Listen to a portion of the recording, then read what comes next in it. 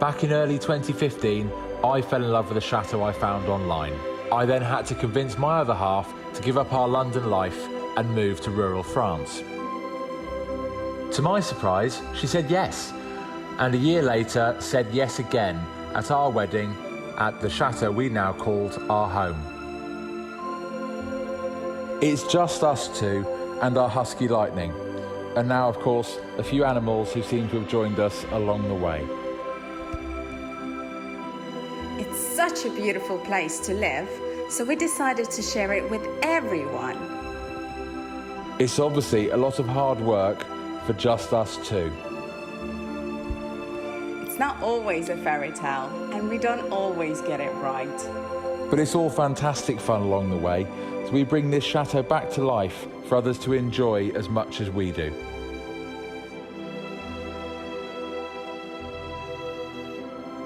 Follow us, Angelina and Phil, along with the highs and lows of our chateau life.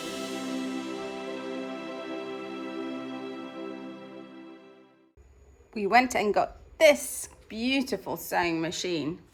Check it out. It's stunning. The name of the make is called Newman, which I've never heard of before, but it resembles a typical Singer, an old-fashioned one with all the beautiful detail on top, which is quite faded. I've been told that it works and that it simply needs a new belt. But I can see it's gone a bit rusty. The oil is probably dried up and the grease all inside the bearings. So I'd like to tidy it up, oil it. Also notice some of the wood here, the veneer has lifted. Can you see that gap? It's really rusty in places, so it's also gonna need some rust remover. It has these markings at the front. I'm not sure what they mean. And also it's got this little secret hatch that you open, and you've got padding for needles, I guess, and I'm not sure what these washers are for, but I'm sure I'll figure it out as I go through with it. But I believe it's to go in between the bobbins so it doesn't rub against the metal or something. I don't know, but it's beautiful. There's a lovely display here of 50, 40, 30, 20, 10 and 0. That's the measurements in centimeters. It's really beautiful. So first things first, gonna need to apply some soap and water and clean that up. Let's see how we can restore this and if it does truly work, because that would be fantastic.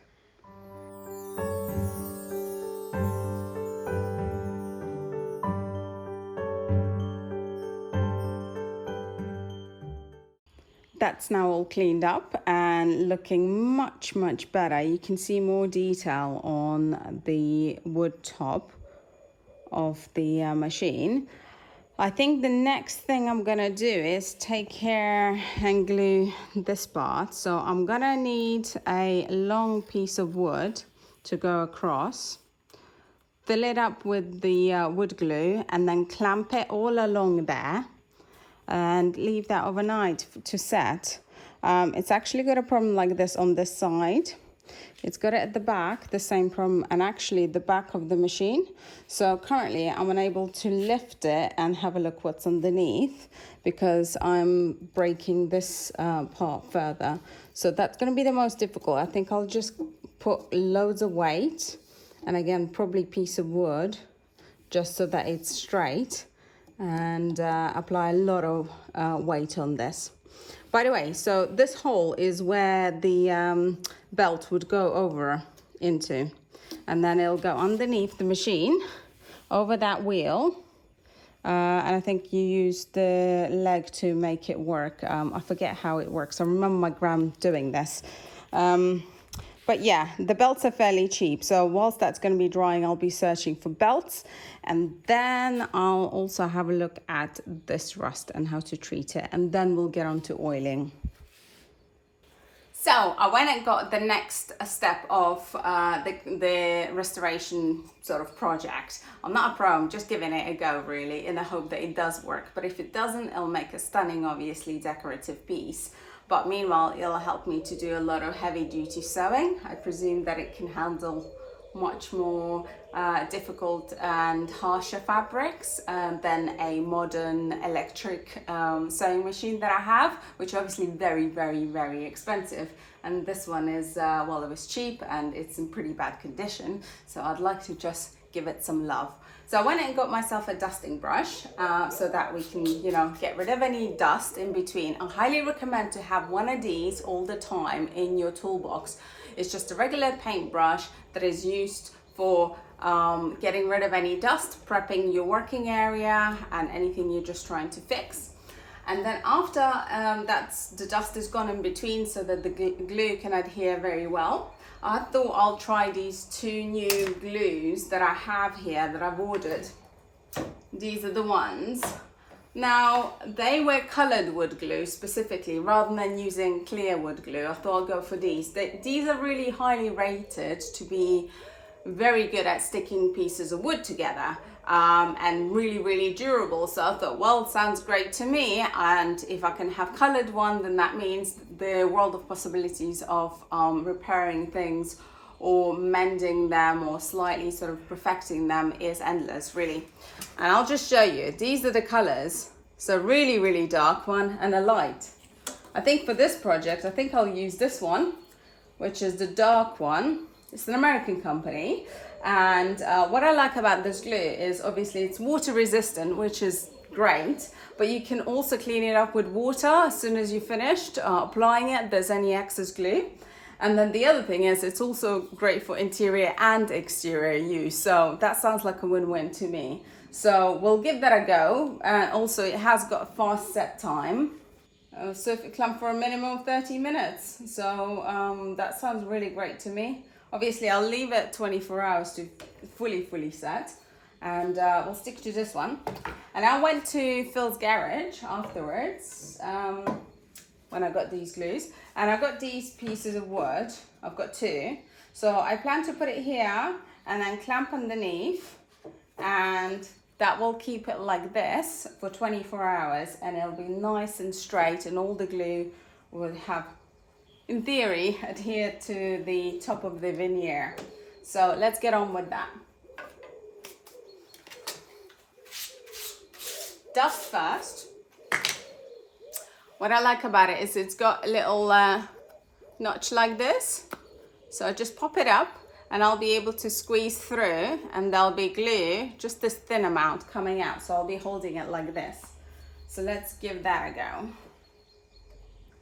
It comes out like a walnut creamy color. God, I feel like I'm lifting it more and then making it worse. I'm trying not to push it in, obviously.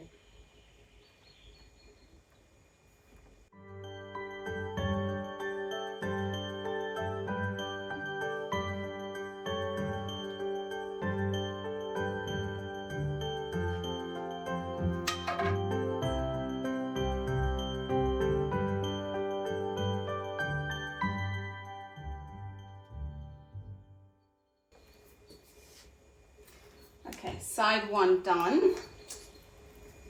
This is what the glue looks like. Creamy pinky color. Let's clamp it. I think what I'll do is clamp it first and then any excess I'll wipe it away. So let me just get clamps out of my wood box. Maybe I clamp it in the middle. I'm sure it's not rocket science, really.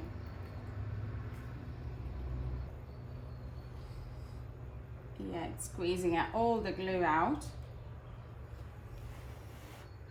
Just trying to blow it in deeper, I guess. I don't know. Okay, so clamp number one. Let's see what else I have. Oh, I have these. How do these work?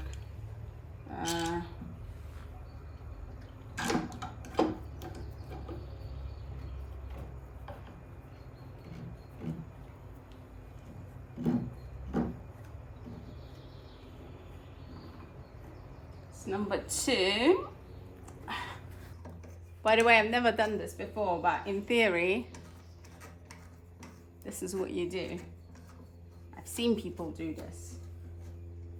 Don't really know what I'm doing, but this is definitely one of the things you have to do. I think I'd like to put one on either side and then clean up, because I feel like maybe that might be lifting and it's not quite down. It's better to have more than less, and overdo it than underdo it. Okay.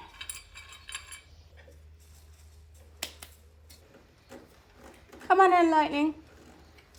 Come on, it's okay. What's Mummy doing?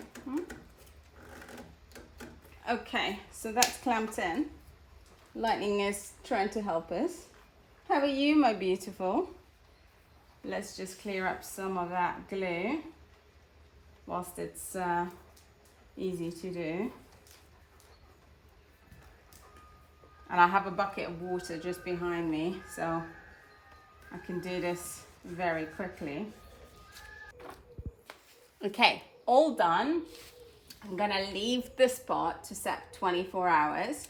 I'm gonna do the same on the back, and then we'll see what we can do with the middle part. So that's now all clamped into place at the front and back. I'm gonna see what I can do about the main part and the piece of wood that's lifting.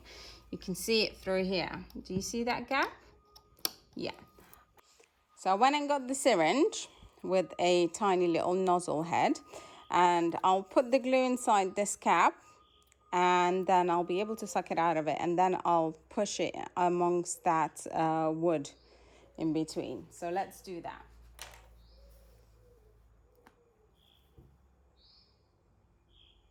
Yeah.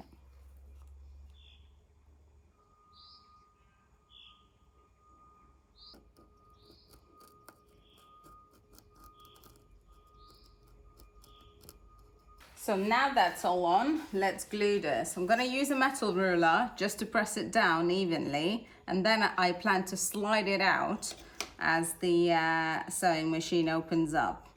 But that should hopefully help and not damage the wood. Yes, it's working. And slide away. Perfect. Now that machine can rest like that, and we can have a look what we need to oil or grease underneath and how it all works and what we have there. So I'll just tidy up the glue there spilling out. As I came to wipe this glue, I noticed that there's quite a gap in between the wood and the machine, and the glue itself. So I think I'm gonna need to think of putting some pressure there, and I have an idea to use matchsticks right in there. So let's do that.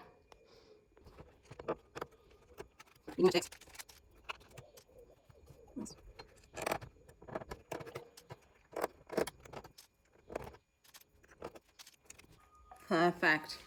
Right, let's clean up. That looks excellent.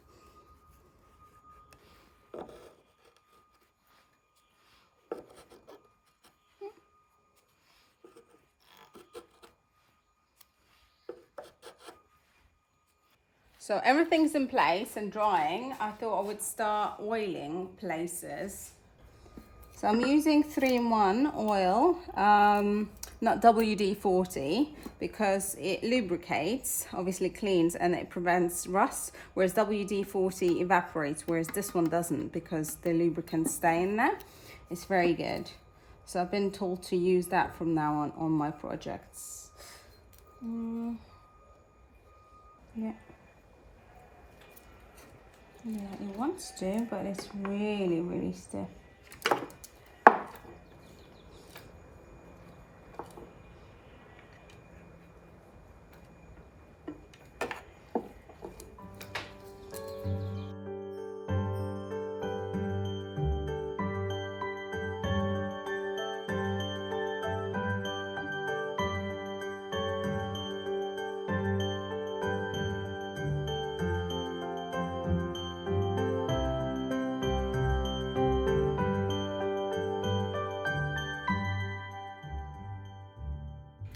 So the machine is working again. Look at that, nice and smooth, free movement.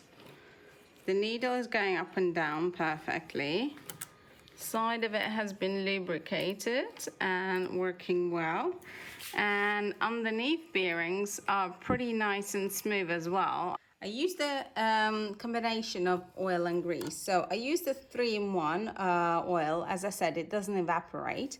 And I used this grease in areas that my dad gave me a while ago. Now I used it specifically here, and anywhere you spot that there is dark and built up of dirt, etc., that's quite hard, that's what stops the mechanism from moving.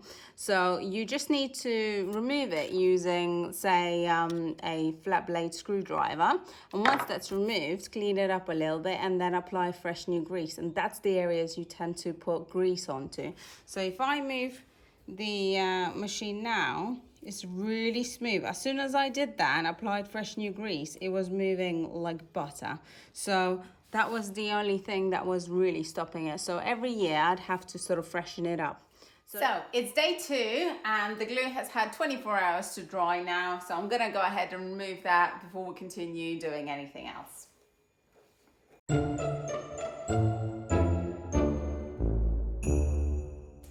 All done. Now, it's looking really, really great, and it was the right thing to do with the piece of wood because it's absolutely flush against the table, and the back is brilliant too, so I can now finally open it with ease, which is great. Now, the next step is, because I have to order or pre-order the belt, so I have to measure it. I've just looked at some online YouTube videos how to do that, and you do this by using a piece of string. So I've got this. You just basically put it around the wheel and then feed it through the 2 holes in the side where the belt would go, and then around the round piece, which is here, that would hold the belt, and then you get a rough measurement. Now, I also looked up online this model number, which I think I know which one it is, but I'm not entirely sure. So anyways, I couldn't find anything that had specific belt size number. So I just bought a generic leather one that's longer than what I need, but when it arrives, you basically just measure it, cut it to size, and there's a little hook that you pull through, and then that joins it all together. So I'll show you that when that arrives in about a week's time, but for now I can get on with other stuff on it, which is continue oiling it so that it's much smoother than it is. It's not bad, but there are sections where it sort of starts to get tough. And there's a plate at the back which I couldn't remove before because obviously the machine was lying on its side and getting set on the glue. So I'll have a look at the back, what I need to oil, and then yeah, and then hopefully we can crack on with the next steps of oiling it, the wood, protecting it, and try and do something with the beautiful painted surface here, and sort of continue protecting it and removing more of the rust. So I've oiled the machine very, very well, and now it's moving very freely and very quick with no issues, and even the bobbin winder is moving really, really freely, so I'm pleased with that.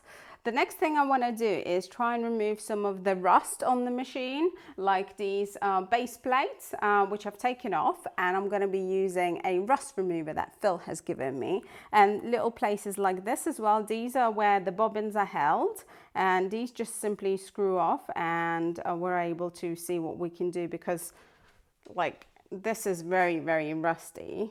So I'd like to see what I can do to bring back the shine on it. That'll be lovely. So that'll be the next thing I do. So here is the plate, and as you can see, they are rusty in places, and I've cleaned this up. So it's just the chrome has come off it, and obviously this is very, very dark metal. It's not how it's supposed to be. So I'm using a rust remover and just applying it liberally. It's like a gel.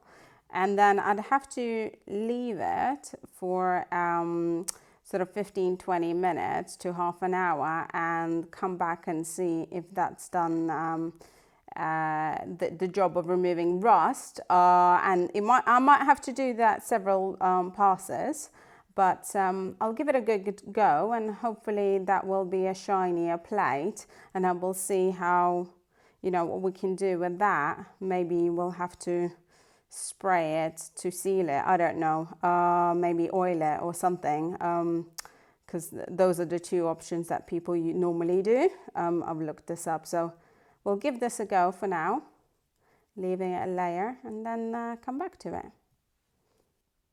Whilst the rust is being removed by the machine, I thought I'd use a engine machine cleaner and tar remover and oils and stuff like that. It's just simple car. This is an old one that Phil gave me, with a brush. I've looked up online, and what people do is apply it to remove old oil, and then hopefully this bright golden area will come through and will be much brighter by removing the old oils that might be on the machine. And I'm agitating it with a brush, so that's all I'll be doing. So let's see if that will help it to brighten the machine over time.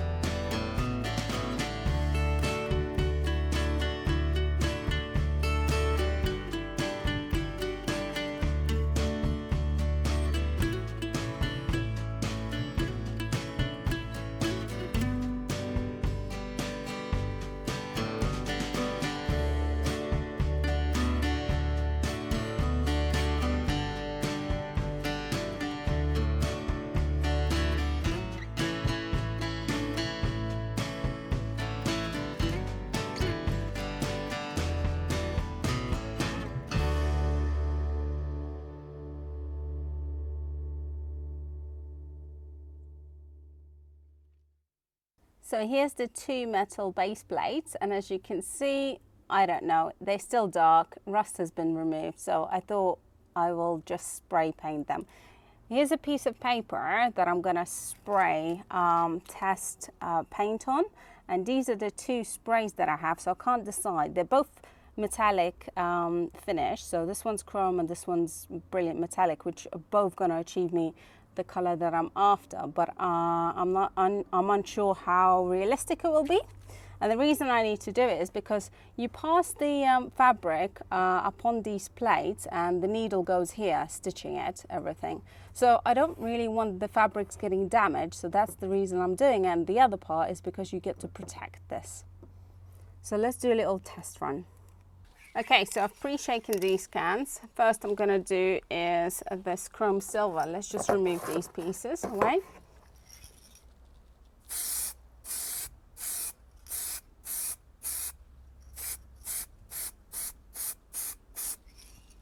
And now this one.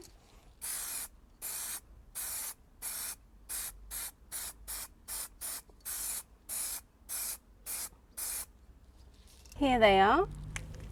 I'm waiting for these to dry, but basically they're all the same, but I feel like the one on the left has got more of a sheen. So I think I'll go with that.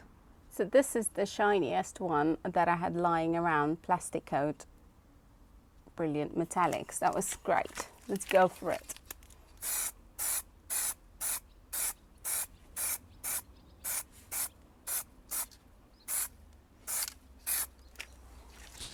Okay, so the machine is now beautiful, and these plates are all nice and dry and lovely and shimmery. So what I'm gonna do next is oil and sort of polish the wood to protect it and enhance the richness of it. And then we'll just place these plates straight afterwards. Now I'm using my own DIY self-made sort of wax on the furniture. that I made using some carnauba wax, beeswax, some oil, all the good stuff basically. And it's pretty good.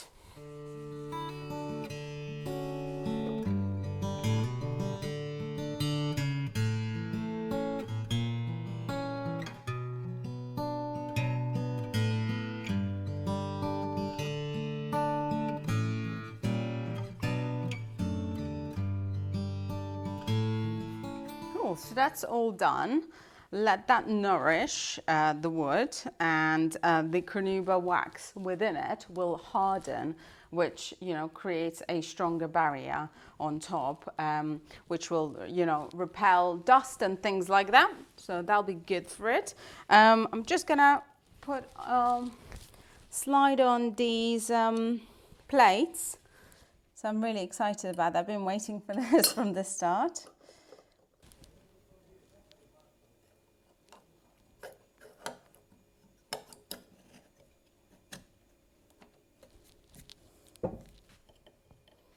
They have these ridges and these grooves alongside at an angle, and they just slide into them. Oh, it's a bit tough. It gets there in the end. Okay, that's all done now and looking very, very beautiful. I'm happy with the wood. I'm happy with the machine that's now oiled and protected, and everything's running smooth.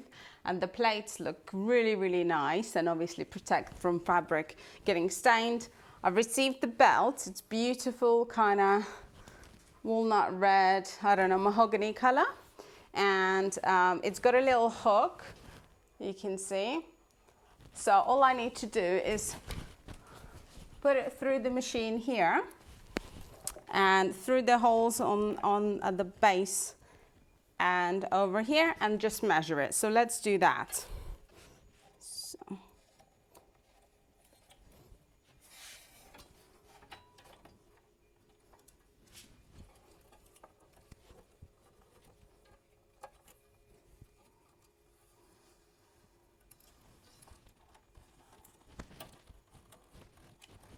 Oh, it's getting tight. So what I'm gonna do is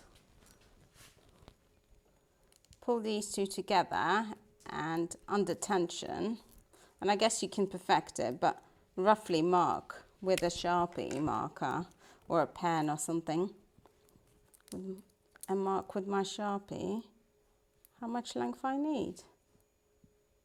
I think here, so I know roughly where to cut.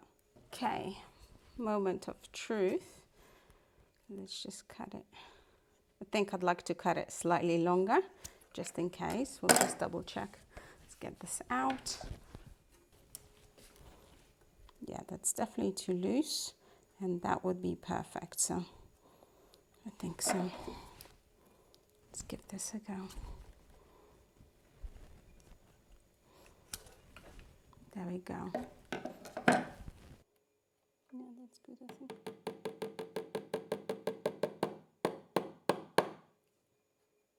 Yeah, that's really good. Cool. Wonderful. So I have my hole. Just pull out the whole thing. Pull out the nail and hook it on. And then just get pliers and we'll test it.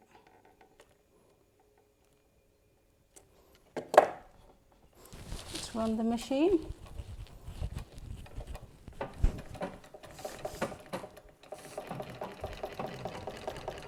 Feels all right.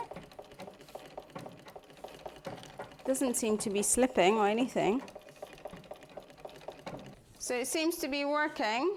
I'll just have to, you know, give it a proper go with the needle, but a piece saved and it's looking really, really great. This is going to be a really useful tool as well as pretty.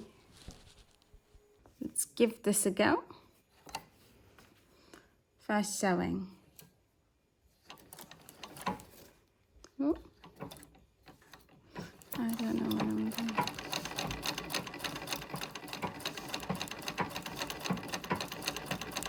The fabric is dirty because obviously the machine is well oiled and dirty, but let's see that. Let's stop this and take that out. Look at that beautiful stitch. That's really neat, and that's the back. That's actually really decent. I'm gonna play with it some more. Really pleased I restored this. Now, time for some bunting making.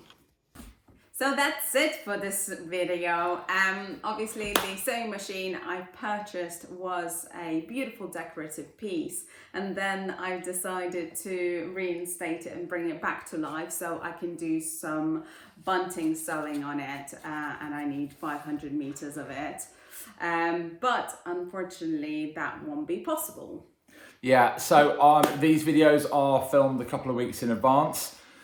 So our last couple where we were off on holiday, we weren't actually on holiday, but we haven't said anything in those videos, but we are now 100% confirmed we cannot hold our events this year.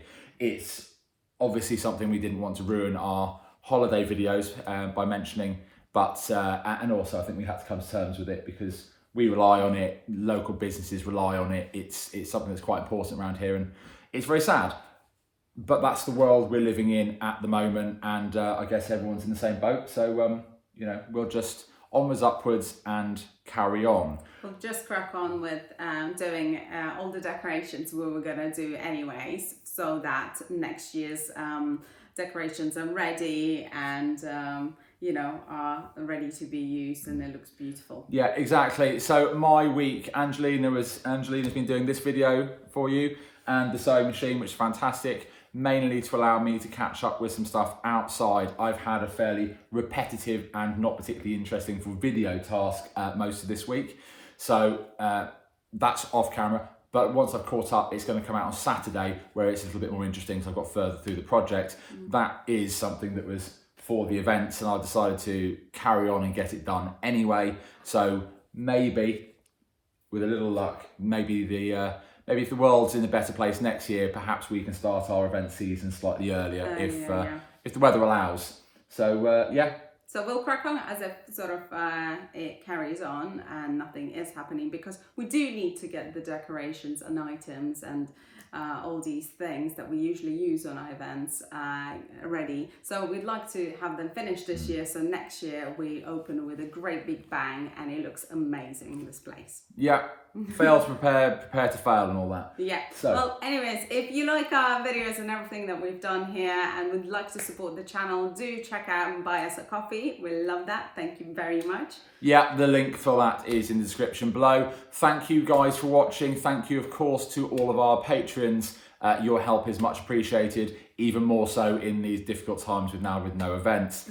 And of course, if you aren't yet a patron or want to know just what it's all about, check out our Patreon page. The link is in the description below. If you want interested in getting some behind the scenes access, some videos we don't put out there, and odds and ends like that. Yeah, so if you like this video, check out the Saturday's video and enjoy that next. We'll see you soon, guys. Don't forget to like, share, and subscribe if you haven't already. Yeah, bye. See you later.